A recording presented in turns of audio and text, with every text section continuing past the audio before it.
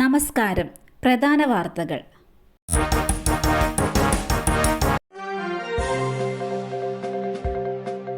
കമ്പമലയ്ക്ക് തീയിട്ടത് പഞ്ചാരക്കൊല്ലി സ്വദേശി, പിടികൂടി വനംവകുപ്പ്.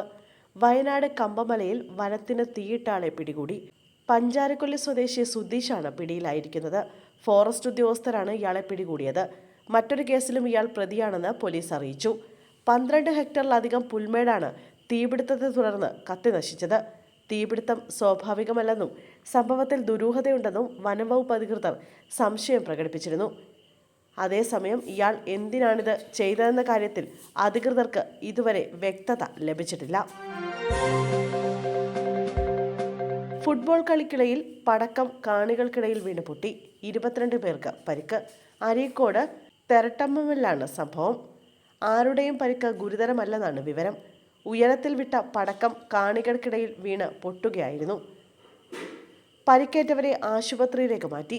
ടൂർണമെന്റിന്റെ ഫൈനൽ മത്സരമായിരുന്നു ഇന്ന്. ഇതിനു മുന്നോടിയായി കരിമരുന്ന് പ്രയോഗമുണ്ടായിരുന്നു.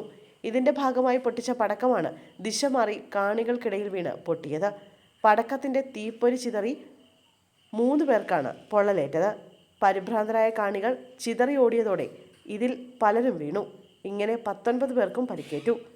ഇവരെയെല്ലാം അരീക്കോട്ടെ സ്വകാര്യ ആശുപത്രിയിലേക്ക് മാറ്റിയ ശേഷം സ്ഥലത്ത് മത്സരം പുനരാരംഭിച്ചു. കൊച്ചിയിൽ 12 വയസ്സുകാരിയെ കാണാതായെന്ന് പരാതി. അന്വേഷണം ആരംഭിച്ച പോലീസ്. കൊച്ചിയിൽ സ്കൂൾ വിദ്യാർത്ഥിനിയെ കാണാതായി. ഇന്ന് വൈകിട്ട് 5 മണിയോടെയാണ് 12 വയസ്സുകാരിയെ കാണാതായത്. സ്കൂൾ വിട്ട് സൈക്കിളിൽ വരുന്നത് കണ്ടതായി ദൃക്സാക്ഷികൾ വ്യക്തമാക്കുന്നു. വടുതല സ്വദേശികളായ ദമ്പതികളുടെ മകളെയാണ് കാണാതായത്.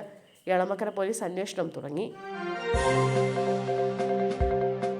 ഭാര്യയെ കുത്തി പരിക്കേൽപ്പിച്ചു, ഭർത്താവ് അറസ്റ്റിൽ. കണ്ണൂർ ധർമ്മടത്ത് ഭർത്താവ് ഭാര്യയെ കുത്തി പരിക്കേൽപ്പിച്ചു. പാറപ്പുറം സ്വദേശി മഹിജയ്ക്കാണ് പരിക്കേറ്റത്. ഭർത്താവ് മണികണ്ഠനെ പോലീസ് കസ്റ്റഡിയിലെടുത്തു. ഇന്ന് വൈകുന്നേരം 6:30യോടെയാണ് സംഭവം ഉണ്ടായത്.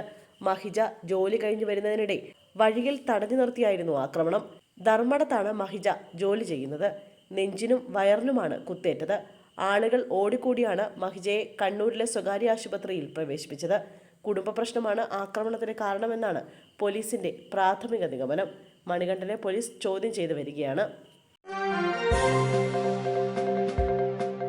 പകുതി വില തട്ടിപ്പ്. പ്രതികളുടെ ബാങ്ക് അക്കൗണ്ടുകൾ മരവിപ്പിച്ച് ഇ ഡി. പ്രതികളുടെ വീട്ടിലും ഓഫീസുകളിലുമായി നടത്തിയ റെയ്ഡിനെ തുടർന്നാണ് ഈ നടപടി. ലാലി വിൻസെന്റിന്റെ ബാങ്ക് അക്കൗണ്ടിലെ 1.15 ലക്ഷം രൂപ മരവിപ്പിച്ചു. പറവൂർ ജനസേവന സമിതി ട്രസ്റ്റിന്റെ പേരിലെ 1.68 കോടി മരവിപ്പിച്ചു. ആനന്ദകൃഷ്ണന്റെ പേരിലുള്ള 2.35 കോടിയും മരവിപ്പിച്ചു. ആനന്ദകുമാറിന്റെ വീട്ടിൽ നിന്ന് ഡിജിറ്റൽ ഉപകരണങ്ങളും പിടിച്ചെടുത്തു.